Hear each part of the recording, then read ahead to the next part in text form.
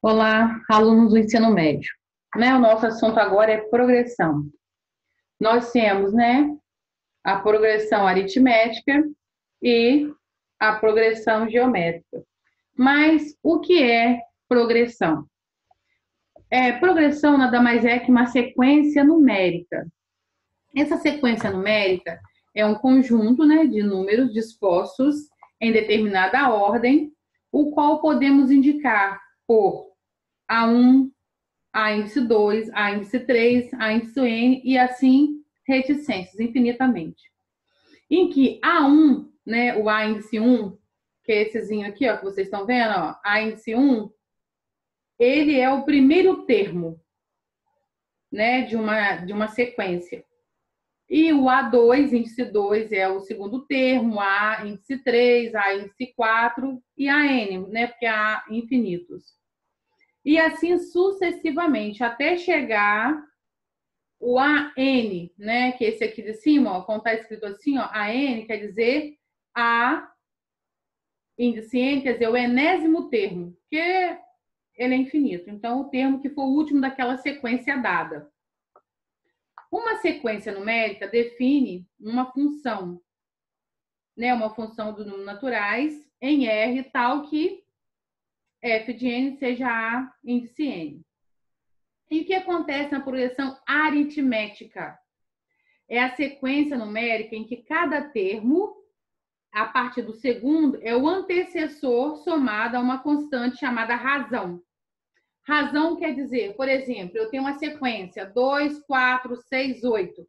O primeiro termo é qual? 2. O segundo, o A2, é 4. O A3, 6. Ou seja, a razão.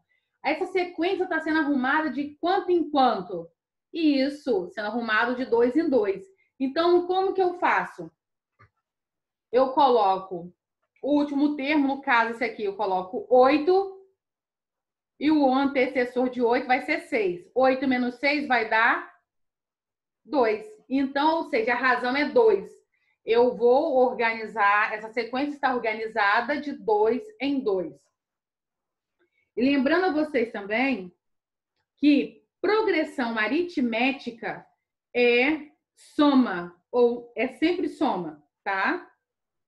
E aí tem a forma do termo geral, ó, que é o primeiro termo. Aí está a forma da razão, a forma da razão, a forma do termo geral e a forma da soma infinita.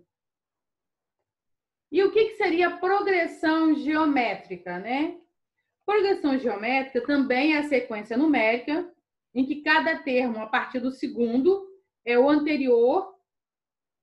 A única diferença é essa. Tem também A1, tem A2, só que a razão, ó, já não é a diferença entre o último menos o anterior. Na progressão, que o pessoal fala PG, o que acontece? Ó? É a divisão do último termo dividido pelo anterior a ele. A única diferença é essa. Por quê? O próximo é sempre aquele valor, a razão é multiplicada. É a multiplicação de um pelo outro. Por exemplo, 9, 18, 27, 36. O que acontece? Se eu for analisar o 36 e o 27, eu tenho que ele ali está indo, é uma multiplicação por 3. Se eu multiplico 3, o A1 por 3, ó, A1 é 3. Se eu vou multiplicar por 3, a razão é 3, o A2 vai ser 9. Se é 9, 9 vezes 3 vai dar 27. Então, o meu A3 vai ser 27.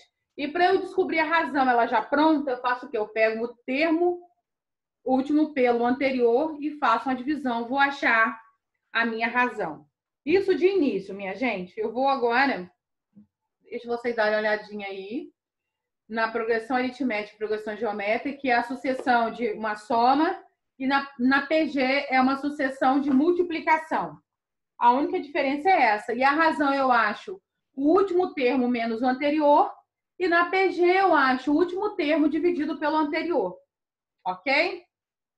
E aí na soma finita também, ó, eu já faço também diferente.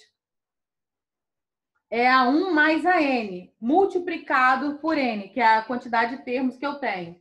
A gente vai olhando aos poucos e vai ver o que significa cada letra, tá bom? Vamos lá a outra página. Um momentinho só, por favor. Bom, vamos lá. O livro, né, que vocês têm em mãos, eu também tinha, nessa autocirculação. Então, a versão que eu recebi da editora é essa que eu estou mostrando para vocês agora. Estudo das progressões. Por volta de 1202, Leonardo de Pisa, um grande matemático da Idade Média, também conhecido por Fibonacci, publicou a obra Liber Abaci, que além de expor processos, algoritmos e aritméticos, apresentava problemas muito intrigantes. Um desses desafios, conhecido como o problema dos coelhos, deu origem à sequência numérica a seguir, conhecida como sequência de Fibonacci, né? Porque, relembrando que Leonardo de Pisa, né, um grande matemático na Idade Média, então, o que nós vamos aprender agora vem dele. E essa sequência aqui, ó, 1, 2, 3, 5, 8, 13, 21, 34, 55. E reticências, né, que não termina aí. Posteriormente, descobriu-se que muitos elementos da natureza, como flores e conchas, estão relacionados aos números que formam essa sequência. Neste capítulo, vamos estudar, né, as sequências numéricas. O assunto é o mesmo, mas o livro de vocês traz uma abordagem de forma diferenciada. Mas é a mesma coisa. Então, nós vamos ver sequência numérica, progressão aritmética e progressão geométrica. O estudo das sequências numéricas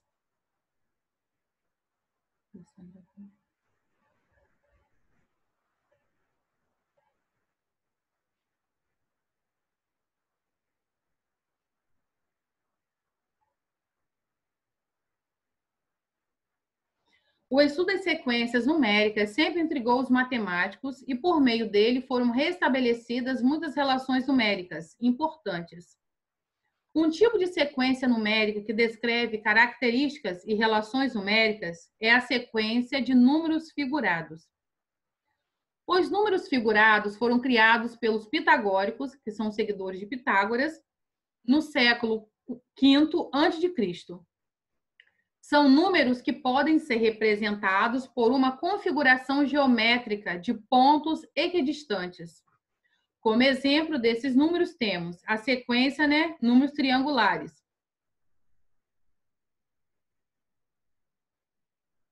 Entre 2, sempre 1, entre 2, sempre 1, entre 2, sempre 1, e assim vai aumentando, né, só visivelmente falando.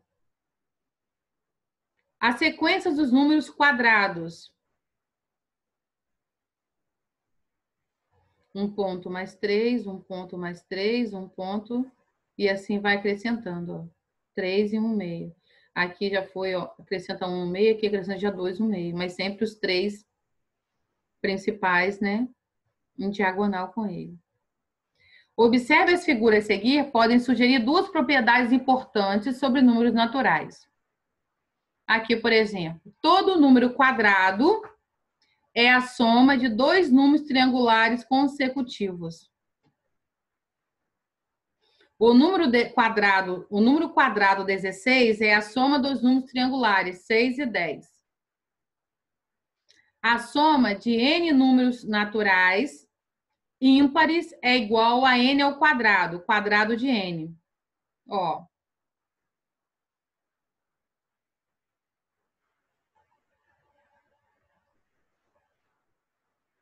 A soma dos 5 primeiros números naturais ímpares é 25. 1, 3, 5, 7, 9. Isso, né, são estudos realizados por ele. Sequência numérica. toda sequência pressupõe determinada ordem em seus elementos. Por isso, costumamos representar cada termo de uma sequência por uma letra acompanhada de um índice, que informa a posição ou a ordem desse termo na sequência.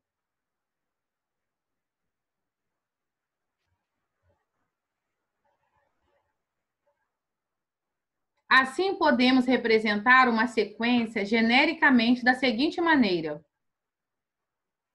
A1, né, como eu havia falado para vocês, né, que é a razãozinha que está aqui, ó. A1, A2, A3, A4, A5, A6, A7, reticências, né, que pode ter uma escala infinita de números aí na sequência. E eu continuo A-1, AN, A mais 1, ou seja, ainda continua a sequência aqui ainda. Considerando a sequência de Fibonacci mostrada na abertura dessa unidade, temos, qual é a sequência de Fibonacci?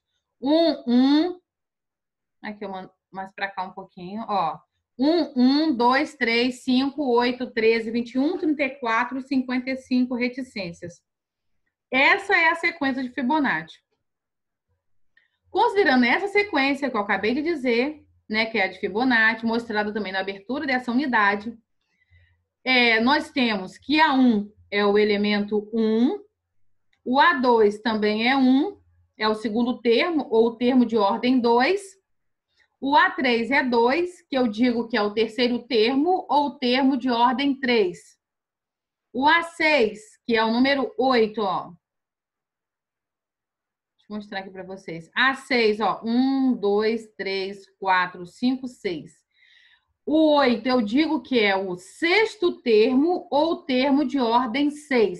E assim por diante eu faço a leitura. No caso aqui do 13, seria o A7, eu diria que é o sétimo termo ou o termo de ordem 7. Se quisermos indicar um termo cuja posição ou ordem não esteja definida, escrevemos AN. Eu não sei se ele é o 20º, se é o 30º, se é o 18º. Então, eu uso AN quando eu não sei definir em que ordem esse número ocupa nessa sequência. AN é o enésimo termo, ou termo de ordem N. Quanto à quantidade de elementos, há dois tipos de sequências numéricas, a finita e a infinita. Vamos estudar as características de cada uma dessas sequências. Uma sequência finita de N elementos é uma lista ordenada de números. A1, A2, A3, reticência, AN. Por exemplo, a sequência numérica 3, 5, 7, 9. É uma sequência finita, tá vendo? Não tem reticências agora. É uma sequência numérica finita na qual o A1 é 3. Isso mesmo, o A2 é 5, o A3 é 7 e o A4 é 9. Ou eu posso dizer que 3 é o elemento de ordem 1, o 5 de ordem 2, o 7 de ordem 3 e o 9 de ordem 4. Uma sequência infinita é uma lista ordenada não finita de números. A1, A2, reticências, A-1, AN, AN mais 1, reticências. O que acontece? Vamos ver um exemplo aí. Por exemplo, a sequência numérica, ó, 1, 3/5, 1/3, 1/7, 0, reticências. É uma sequência numérica infinita, em que A1 é o número 1, A2 é 3/5, A3 é 1/3, A4 é 1/7 e A5 é igual a 0, etc. Porque não tem fim. E como que é essa lei de formação? Até agora a gente só está apresentando a vocês como que é esse A1, como que é esse A2, como que indica, né? Tá claro aí, né? Se não tiver, pede mensagem pelo Zap, eu dou uma paradinha aqui no vídeo. Lei de formação. Em algumas sequências, analisando os termos conhecidos, é possível identificar um padrão entre eles. Conhecendo esse padrão e sabendo que ele é válido, podemos determinar outros termos dessa sequência. Esse padrão é chamado lei de formação. lei de formação da sequência e pode ou não ser dado como uma expressão matemática. Vejamos a seguir alguns padrões que podemos identificar nessas sequências. Propriedade de seus termos. Bom, vamos lá. Uma sequência pode ser determinada por uma propriedade ou característica de seus elementos. Por exemplo, sequência dos números pares positivos. 2, 4, 6, 8, 10, 12. Sequência dos números naturais menores que 10. 0, 1, 2, 3, 4, 5, 6, 7, 8, 9. Então, aqui, ó, dá para a gente já entender. Propriedade seria o quê? É uma característica dos seus elementos. Todos esses números aqui são números pares e são números positivos. Na segunda sequência dada como exemplo, são todos números naturais e são números menores que 0. Bom, em recorrência, né, dessa propriedade. Também podemos definir uma sequência atribuindo determinado valor a um dos seus termos, geralmente ao primeiro, indicando uma lei que permite calcular os termos seguintes, recorrendo ao termo anterior ou aos termos anteriores. Nesse caso, dizemos que a sequência está definida por uma recorrência. Por exemplo, vamos observar aqui essa sequência de Fibonacci. 1, 2, 3, 5, 8, 13, 21. Note que a partir do terceiro termo, né, que é 2, os termos obedecem ao seguinte padrão. São obtidos com a soma dos dois termos imediatamente anteriores. Por exemplo, 1 mais 1, 2. 1 mais 2, 3. 3 mais 2, 5. 3 mais 5, 8. 5 mais 8, 13. 13 mais 8, 21. E aí, a gente, né, só observando, a gente, né, é bom a progressão porque trabalha muito o raciocínio, a observação nossa, desenvolve essas habilidades. Vamos lá. O A1 é igual a 2, porque é 1. A3 é igual a 2 mais A1. Então, é 1 mais 1, que é igual a 2. O A4 é o A3 mais A2, que é 2 mais 1, que é igual a 3. Deixa eu diminuir um pouquinho aqui, para vocês olharem a sequência completa, ó. Todos concordam? O A5 é o A4 mais A3, que é 3 mais 2, que dá 5, ó. 3 mais 2, que dá 5.